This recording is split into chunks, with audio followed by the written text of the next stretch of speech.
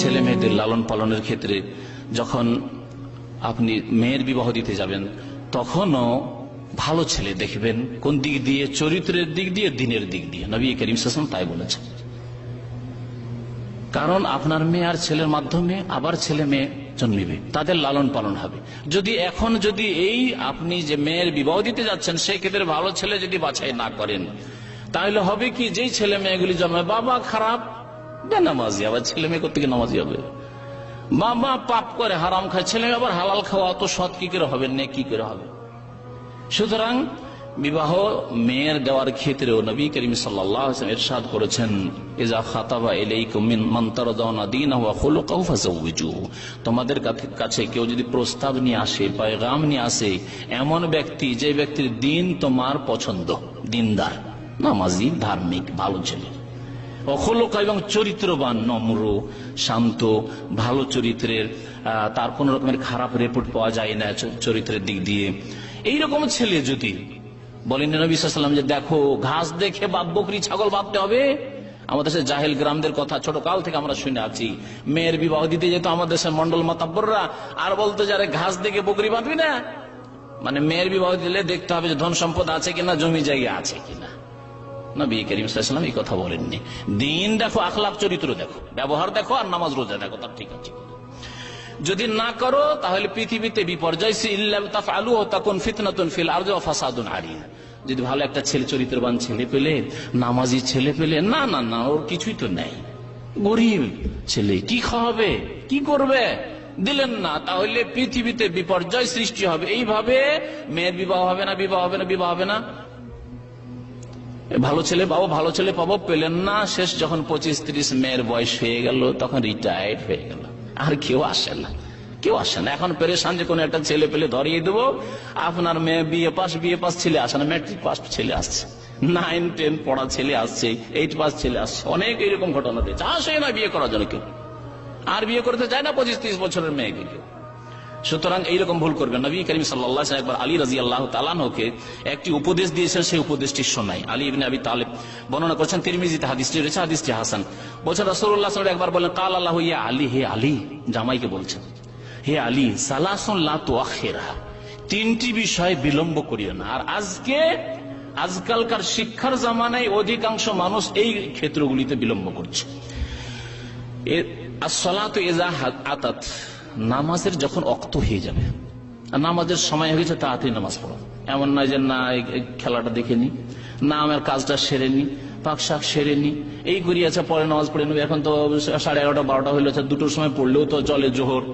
আচ্ছা শুয়েছি, আসর নামাজ 5টার সময় পড়লেও তো চলে না। সবাইকে বলছি, পুরুষদেরকে বলছি, নারীদেরকে বলছি, বোনদেরকে বলছি, যে নামাজের ক্ষেত্রে বিশেষ করে মহিলারা যেহেতু তাদের জামাত নেই, আর বাড়িতে হয়তো একা নামাজ পড়বে, ভাবছে যে 3:30-4টার সময় আবার নামাজ পড়ার কি জরুরি, ঘুমিয়ে যায়, 5:30টার সময় উঠে নামাজ পড়বো, এটাই তো আমার নামাজ। পুরুষদের না হয় জামাতের ব্যাপার স্যাপার আছে, জামাত 3:30-4:30 না গেলে জামাতটা পাবো না। কিন্তু মহিলারা এরকম অনেক সময় ভাবে, তার খবরদার না। নবী সাল্লাল্লাহু আলাইহি ওয়াসাল্লাম নারী পুরুষ সবাইকে সম্বোধন করে বলেছেন, তিনটি বিষয়ে বিলম্ব করিও না। তার একটি হচ্ছে নামাজের আউয়াল ওয়াক্তে নামাজ পড়বে, নামাজে বিলম্ব করিও না।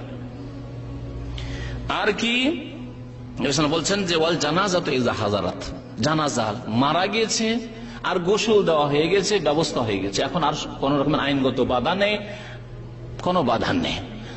ছেলে আছে কোথায় চাকরি করে, চিটাগাঙ্গে থাকে, কালকে আসবে, থাক।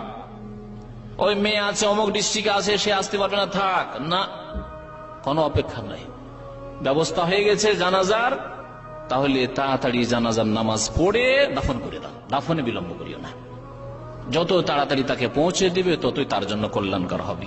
আর 3 নম্বর আজকের বিষয়ের সাথে সম্পর্ক, ওয়াল আইয়ামু ইযা ওয়াজাদতা লাহা কুফুয়ান, অবিবাহিত ব্যক্তি, অবিবাহিত ছেলে হোক অথবা অবিবাহিত মেয়ে হোক, যদি তার সমতুল্য ওই রকম তার উপযোগী ছেলে পেয়ে যাও বা মেয়ে পেয়ে যাও, বিশেষ করে ছেলেদের ক্ষেত্রে বলা হয়েছে এখানে, মানে ছেলে যদি ওই রকম উপযোগী পেয়ে যাও, মেয়ে আছে আর মেয়ে মাশাআল্লাহ, এই কথা ভাবিয়েন না যে না ওকে অনার্স করাবো, ওকে ডিগ্রি পাস করাবো অথবা MA মাস্টার করাবো, তারপরে বিয়ে দেবো, এখন মেডিকেলে পড়াচ্ছি, এখন এই পড়াচ্ছি না, ওইসব করিয়েন না। কারণ এইসব করতে গিয়ে ভালো স্বামী অধিকাংশ মেয়েরাই পায় না, বাস্তব সত্য। নবী করিম সাল্লাল্লাহু আলাইহি সাল্লাম বড়ই সুন্দর উপদেশ দিয়েছেন, যখনই কোনো মেয়ের ভালো ছেলে পাবে তাড়াতাড়ি বিবাহ দিয়ে দাও, লা তুআখিরহা, বিলম্ব করিও না। সুতরাং ছেলে মেয়েদের লালন পালনের ক্ষেত্রে এটিও আপনার দায়িত্ব রয়েছে যে মেয়েদের বিবাহের ক্ষেত্রে বিলম্ব করবেন না। ভাবেন না যে না না না না না এখন 22 বছর বয়সে দিব বিয়ে, না 17-18 হয়েছে দিয়ে দেন। মাধ্যমিক পড়াইছে, উচ্চ মাধ্যমিক পর্দার মধ্যে যতটুকু পড়াইতে পেরেছেন বিবাহ দিয়ে দেন। বিবাহ দেওয়ার পরে যদি ভালো ক্ষেত্র পান, শুধু মহিলা সমাজে রেখে যদি পড়াইতে পারেন, মহিলা কলেজে পড়াইতে পারেন, পড়াশোনায় বাধা নেই শরীয়তে। শরীয়ত কোন রকমের জায়েজ উন্নতিতে বাধা দেয় না। অনেকে ভাবে যে না না শরীয়ত মনে হয় এগুলোতে বাধা দিচ্ছে। বাধা কোথায় দিচ্ছে? যেখানে ফিতনার আশঙ্কা আছে সেখানে যেতে পারবেন না আপনি। যেখানে গেলে আপনার মুখ কালা হয়ে যেতে পারে। আপনার মেয়ের বিবাহ দিয়েছেন আর তারপরে আপনি তাকে সহশিক্ষায় দিয়েছেন, দেখা গেল যে আপনার জামাইয়ের মুখ কালো করে দিল, আপনারও মুখ কালা করে দিল। এমন না হয়, অন্য কোনো ছেলের সাথে যাতে না বেরিয়ে চলে যায়। সুতরাং ওইরকম ভালো পরিবেশ যদি তৈরি করতে পারেন, মহিলা কলেজ, মহিলা ইউনিভার্সিটি তৈরি করেন না। মহিলা ইউনিভার্সিটির জন্য কেন দাবি করছেন না? আজকাল বেহায়া বেপরদা হওয়ার জন্য দাবি করছে। বিদেশে যাওয়ার জন্য মহিলারা, শুনলাম যে কোন একটি দেশের কথা, যে মহিলারা খাদেমা হয়ে আসার জন্য বিরাট মিছিল করেছে তারা, যে আমরা বিদেশে যাব।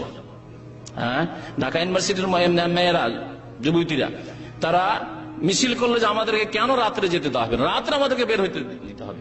কেন এই মিছিল করছেন না যে আমাদের জন্য পৃথক ইউনিভার্সিটি লাগবে, ঢাকায় আর একটা ইউনিভার্সিটি, শুধু মহিলা ইউনিভার্সিটি লাগবে? কেন করছেন না এগুলো? কেন আল্লাহ এইরকম ভালো বুদ্ধি দিচ্ছে না? কেন সৎ কাজ করার তৌফিক দিচ্ছে না? কারণ অন্তর চাই না আপনাদের, অন্তর চাইতে হবে সৎ কাজ করার জন্য। আল্লাহ পাক যেন আমাদেরকে নেক আমলের তৌফিক দান করেন। আল্লাহ পাক আমাদেরকে ভালো কাজ করার তৌফিক দান করেন। আল্লাহ পাক আমাদেরকে ছেলে মেয়েদের ভালো লালন পালন করার তৌফিক দান করেন। ছেলে মেয়েদেরকে আরো বেশ কিছু কথা ছিল, আদব কায়দাগুলি শিখাতে হবে। যেমন খাওয়া দাওয়ার আদব কায়দা রয়েছে, নামাজ তো রয়েছে, 7 বছর থেকে নামাজ শিখাতে হবে, 10 বছরের চাপ দিয়ে নামাজ পড়াইতে হবে। নামাজ শুধু পড়াইলে হবে না, তাহলে তার আগে নামাজের দোয়া শুরু থেকে শেষ পর্যন্ত শিখাতে হবে। আত্তায়াত মুখস্থ করিয়ে দিতে হবে, দুরুদ ইব্রাহিম মুখস্থ করিয়ে দিতে হবে, আরো যেসব নামাজের দোয়া রয়েছে, তাসবিহ রয়েছে, তা মুখস্থ করিয়ে দিতে হবে। এছাড়াও যে সকাল সন্ধ্যার দোয়াগুলি রয়েছে সেগুলি মুখস্থ করিয়ে দিতে হবে। বাথরুমে গেলে কি দোয়া, শোয়ার সময় কি দোয়া, ঘুম থেকে জাগলে কি দোয়া, এইসব শিখিয়ে দিতে হবে। কোরআনে কারীমের আক্ষরিক জ্ঞান দিতে হবে, তেলাওয়াতের, যাতে করে যোগ্য করে কমপক্ষে তেলাওয়াত করতে পারে। তারপর কোরআনের তরজমা তফসির মাঝে মাঝে পড়ার জন্য, যদি আপনি স্কুল কলেজ ইউনিভার্সিটিতে পড়ান, ছেলেমেয়েরা যাতে করে কোরআনের তফসির পড়ে, আল্লাহর কিতাব বুঝে, রাসূলুল্লাহ সাল্লাল্লাহু আলাইহি হাদিস পড়ে, নবীর জীবনী যাতে করে চর্চা করে, পড়ে, যাতে করে জানে যে নবী সাল্লাল্লাহু আলাইহি সাল্লাম কেমন উত্তম আদর্শের মানুষ ছিলেন। যাতে করে আপনার ছেলে মেয়ে কলেজ ইউনিভার্সিটি পড়ে ওই ফাসেকদেরকে, লম্পটদেরকে আদর্শ মানুষ না তৈরি করে। ওই বড় যে খেলাড়ি তাকে সে উত্তম আদর্শ মনে করে, ওই নায়ক নায়িকা তাদেরকে উত্তম আদর্শ, আপনার মেয়ে ওই নায়িকাকে, ওই গায়িকাকে উত্তম আদর্শ মনে করে। যাতে এমন না করে।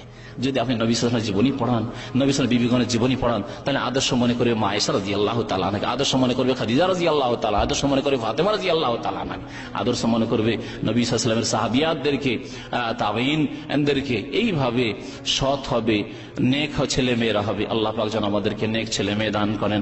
রব্বানা হাব লানা মিন আজওয়াজিনা ওয়া যুররিয়াতিনা কুররাতা আয়ুন ওয়াজআলনা লিল মুত্তাকিনা ইমামা। রব্বানা তাকাব্বাল মিন্না ইন্নাকা আনতাস সামিউল আলিম ওয়া তুব আলাইনা ইন্নাকা আনতাত তাওয়াবুর রহিম।